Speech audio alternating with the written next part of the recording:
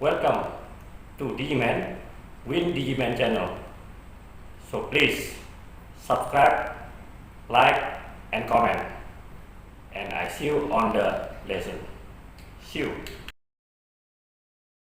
Salam sejahtera, semoga kasih sayang, keselamatan, dan keberkahan dilimpahkan kepada kita semua ya. Baik, para mahasiswa, ya, bimbingan akademik saya sangat banggakan, ya, khususnya untuk angkatan 2021-2022. Kali ini kita masuk ke mata kuliah student ethics, ya. Ini juga termasuk bagian daripada soft skill, di mana kita akan membahas etika siswa, ya, etika. Dan pada chapter 1 atau bab 1 ini kita akan membahas terkait dengan etika, bagaimana kita beretika ditempatkan posisi kita sebagai mahasiswa. Pada awalnya kita dalam berhubungan dengan sesama, kita sebagai insan, ya, di kampus, ya, kita dalam berinteraksi selalu kita awali, seyogyanya kita awali dengan goodwill, niat baik yang mulia. Makanya di sini gambarnya hati dengan kunci yang terbuka, di mana hati kita terbuka, ya.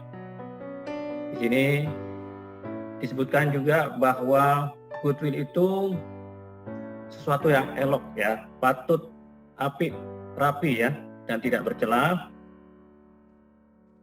Sembuh, pulih, berguna, manjur, sesuatu yang baik. Jadi kebaikan dengan goodwill, niat baik tadi, kita diharapkan akan mengaplikasikan sifat baik, perbuatan baik, manfaatnya, dan akan dianggap baik, ya, sifat ini menurut sistem norma dan pandangan umum yang berlaku. Itu tadi, ya, dimulai semua dengan niat yang baik. A'malu bin niat, ya, innal amal. Jadi sesungguhnya semua tergantung, amal itu tergantung daripada niat kita. Mahasiswa dan perannya. Bagaimana peran kita sebetulnya sebagai mahasiswa dalam dunia pendidikan ini? Ya, kita memiliki nomor induk mahasiswa, itu pun menunjukkan bahwa kita sebagai mahasiswa juga sebagai warga negara Republik Indonesia. Ya, kita adalah kaum intelektual, ya, mahasiswa adalah kaum intelektual, dan diharapkan itu sebagai penerus, ya, generasi penerus. Dan tentunya diharapkan bisa menjadi generasi unggul, berkarakterkan Pancasila, berwawasan kebangsaan, dan berkompetensi transformasional berorientasi pada reputasi yang global. Nah, bila ini disambung tujuan kita tadi sebagai mahasiswa, ya, kita beriman, bertakwa kepada Tuhan Yang Maha Esa, akhlak mulia, sehat, berilmu, cakap, kreatif, mandiri, serta jadi warga negara yang demokratis dan bertanggung jawab, berkompetensi, transformasional, berorientasi pada reputasi global. Nah, inilah sampai perannya, ya. Semua tidak luput dari kepedulian, ya. Tentu diawali kepedulian itu dari diri sendiri, ya. Kita harus peduli akan, atau sangat peduli akan perubahan. Lalu kita akan berkembang dengan peduli kepada sesama dan juga peduli terhadap lingkungan di mana kita beraktivitas, ya. Inilah yang disebut segitiga peduli, mulai dari diri sendiri, kemudian diterapkan kepada sesama, lalu kepada lingkungan, ya, lebih luas lagi kepada lingkungan. Tujuan daripada mempelajari etika yaitu ini akan membekali diri kita. Kita akan tahu apa sih etika yang sebenarnya, yang benar itu seperti apa.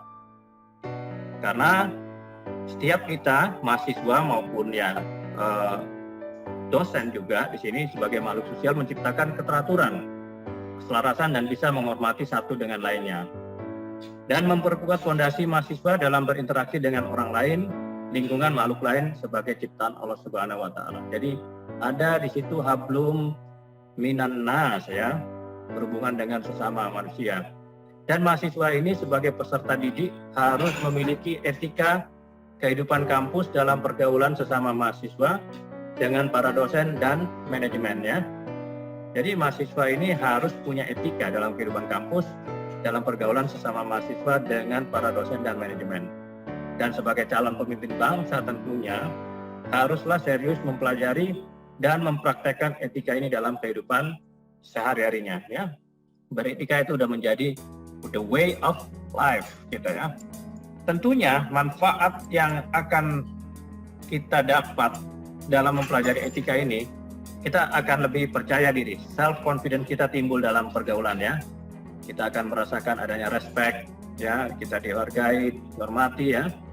Dan tentunya akan mudah diterima dalam pergaulan, kita gaul ya, dan berhubungan dengan orang lain ini supel ya. Kita jadi supel, fleksibel, ramah, dan bisa disukai atau disenangi dengan banyak orang lain. Dan semoga orang beretika ini memiliki akhlak baik ya, dan akan dimudahkan, tidak susah. Karena tadi supel itu salah satunya kita bersilaturahmi, silaturahmi itu membawa banyak berkah dan rezeki ya. Nah, itulah kita beretika, semoga banyak rezeki dari Allah Subhanahu wa taala. Lalu etika dan moral ini, bagaimana dikaitkan antara etika dan moral? Dalam bahasa Yunani kuno, etika dari kata ethos, ya etos kerja apa segala macam, itu juga mempunyai banyak arti, bisa tempat tinggal yang biasa, padang rumput, kandang, kebiasaan, adat, akhlak, watak, perasaan, sikap, dan cara berpikir ya. Aristoteles menjelaskan bahwa istilah etika ini sudah dipakai untuk menunjukkan filsafat moral ya. Maka etika ini juga berarti ilmu tentang apa yang biasa dilakukan atau ilmu tentang adat kebiasaan ya. Adat kebiasaan, adat istiadat, adat kebiasaan kita ya. Dalam Kamus Bahasa Indonesia yang lama, Purwadarmita, bahwa etika ini sebagai ilmu pengetahuan tentang asas akhlak dan kebudayaan dengan membedakan ilmu itu tentang apa yang baik dan apa yang buruk, dan tentang hak dan kewajiban moral. Nah, itulah yang moral itu disebut juga akhlak ya. Kumpulan azas atau nilai yang berkenaan dengan akhlak dan nilai mengenai benar dan salah yang dianut suatu golongan masyarakat ya. Nah, ini jadi berdasarkan ilmu pengetahuan ini ya. Ada ilmu tentang yang baik dan buruk, kumpulan azas dan nilai. Jadi kita bisa membedakan mana yang baik dan mana yang buruk, mana yang hak dan mana yang batil. Iya. Oke.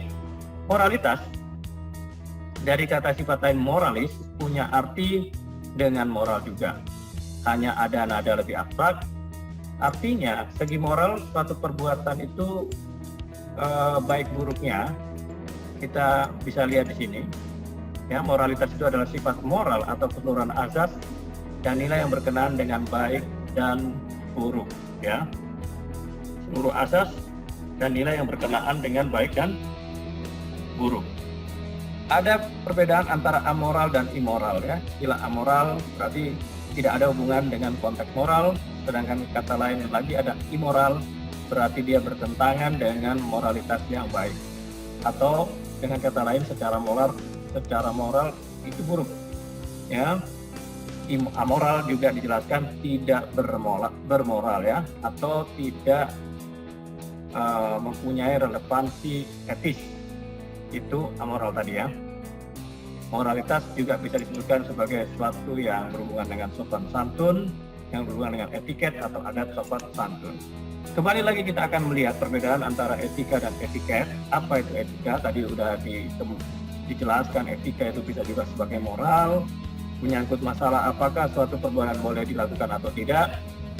Dan etika itu selalu berlaku ketika tidak ada saksi mata. Tidak ada orang pun, kalau orang itu memang punya moral, dia akan berbuat baik.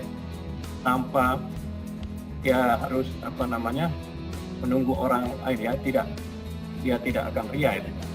Kemudian etika itu bersifat absolut, sudah pasti, ya. Sedangkan etika ini menyangkut manusia dari bagian dalam, inner beauty-nya yang kelihatan, ya. Sedangkan etiket itu adalah suatu sopan santun, cara perbuatan yang harus dilakukan manusia, ya, tata cara. Etiket hanya berlaku dalam pergaulan, ya. Namun bila tidak ada orang saksi atau tidak ada saksi, maka etiket ini tidak berlaku, ya.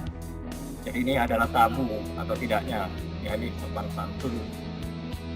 Kemudian etiket ini relatif, ya, tidak absolut, dan etiket ini hanya memandang manusia dari segi lahiriah saja, ya. Jadi di luar dia bisa baik, di dalam ya kita nggak tahu, ya. Lalu ada pun persamaan etika dan etiket, keduanya sama-sama berorientasi mengatur tentang perilaku manusia dalam hubungannya dengan sesama orang lain dan lingkungan sekitarnya, ya. Sama-sama mengatur perilaku dalam hubungannya dengan sesama orang lain dan lingkungan sekitarnya.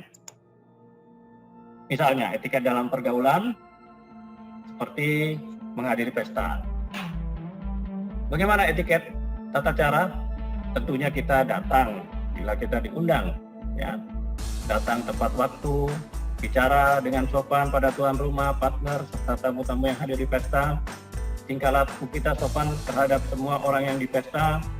Bila ingin pulang sebelum waktunya, tentunya kita izin dulu pada tuan rumah, dan pakaian yang digunakan sesuai dress code-nya disesuaikan dengan kondisi yang ada di acara, ya. Bisa santai, bisa resmi, dan seterusnya. Jadi kata-katanya juga pada saat berbicara itu ada di sini kata-kata excuse me, yes sir, pardon me, thank you, no ma'am. Jadi kata-kata yang standar untuk sopan, ya. Inilah bahasa Inggris, ya. Ada satu metode untuk mengajarkan etika, yaitu pada saat menghadiri jamuan makan atau makan malam di sini yang disebut sebagai table manner, ya. Kita duduk pada tempat yang telah disiapkan, berpakaian rapi dan sopan pada saat kita makan, dan makan sesuai etika. Mulai saat penerimaan makanan itu dari appetizer, main course, sampai dessertnya itu, ya, sampai selesai makan, posisi daripada duduk kita, menggunakan napkin, sampai meletakkan sendok dan garpu itu ada tata caranya. Nah, ini dipelajari, ya. Ini khususnya oleh siswa perhotelan, mereka sudah melakukan ini, ya. Dan ini sebaiknya juga dilakukan oleh kita, ya, berlatih. Ini juga menunjukkan peradaban kita. Kemudian table manner. Dalam pergaulan, etiket dalam pergaulan ini duduk di depan meja makan dengan sopan tadi, dan bila makan jangan bersuara, ya, tidak berisik, ya. Bila sedang makan jangan berbicara, ya. Tadi maksudnya jangan berbicara terlalu banyak, berbicara sedikit mungkin tak jadi masalah. Makan secara pelan, jangan terburu-buru, ya, dikunyah, ya. Jangan bisa makannya, nanti keselak. Kemudian duduk dengan open position, jadi lebih santai, ya, tidak terlalu tegang gitu, ya. Nah, itu menunjukkan etiket kita dalam makan pun itu diatur, ya. Nah, bagaimana saat menghadiri seminar dan atau menghadiri kelas? Nah, ini yang penting karena kita kan di sini sering mengikuti webinar, masuk ke kelas maupun masuk ke Zoom meeting, ya. Kita datang pada waktunya on time, perlu, ya, on time, dengarkan presentasi dengan seksama, tingkah laku dengan tertib, ya. Jangan bicara pada saat pembicara sedang bicara, itu biasanya di mute, kalau di Zoom di mute, ya. Kemudian duduk dengan posisi open position, terbuka, maksudnya terbuka ini santai, ya. Bukan terbuka apa ini, maksudnya open position ini jangan tertutup sehingga orang takutnya suudon dipikir Anda lagi berkegiatan apa. Kalau memang ada kegiatan dilaporkan yang sebelumnya, ya, sehingga orang tidak menyangka yang bukan-bukan dan bertanya pada waktu yang telah ditentukan. Misalnya Anda juga mau di Zoom Anda bertanya sesuai dengan timingnya, atau di chat yang sudah ditentukan kapan waktunya ya. Mengangkat tangan kanan bila ingin bertanya, di Zoom juga ada ikon mengangkat tangan ya. Kemudian gunakan kata-kata yang sopan, tenang, dengarkan selama seminar berlangsung, kemudian kita hargai pendapat orang lain dan kita menghargai menerima hasil keputusan ya, atau pendapat orang lain juga ya. Ini menunjukkan respect ya. Ini dengan mempertimbangkan, dengan pertimbangan kita punya feeling, punya harapan ya yang benar dan tradisi dari seseorang atau sesuatu ya. Relevansi dan urgensi etika. Pada nanti saat kita bekerja, karena kita ini juga belajar nanti tujuannya untuk bekerja. Pada saat kita udah bekerja dan hubungan dengan pelanggan, customer service, kita tidak sekedar formalitas atau basa-basi atau kepura-puraan ya. Kita bila pada saat itu kita juga menduduki posisi nomor 1 dibandingkan yang lain, bagaimana kita bersikap ya. Kita tidak boleh arogan, tidak boleh sombong ya. Kita harus punya perilaku jujur ya, integritas tetap kita jalankan, kebijaksanaan, makin berilmu semestinya makin bijaksana, dan kita berani mengambil suatu keputusan yang tentunya dilandasi dengan musyawarah mufakat, punya semangat, punya inisiatif, perhatian, jiwa yang matang, kita punya loyalitas ya, dan kita mampu bekerja sama, kolaborasi, cooperation ya, punya wawasan yang luas, pandangan luas, kita fair, adil, dan mampu mengendalikan diri ya. Nah tadi honesty itu, kejujuran adalah suatu anugerah yang sangat mahal, dan itu kita tidak bisa harapkan dari orang yang punya pandangan sempit atau orang yang cheap people ya. Itu honesty itu suatu yang sangat mahal. Bagaimana dengan krisis ekonomi, dan juga sekarang ada krisis pandemik ya. Nah, ini ada krisis moral kalau krisis ekonomi ya, karena adanya krisis moral, akhlak, etika, dan krisis kepercayaan. Pemimpin dan penguasa serta pelaku bisnis tidak bisa dipercaya karena tidak jujur, manipulatif, licik, menjatuhkan orang lain. Kita lihat ya, ada kolutif, nepotisme, korupsi ya. Nah, itu tidak berlandaskan etika bisnis ya. Bisnis pun ada etika, tidak beranak.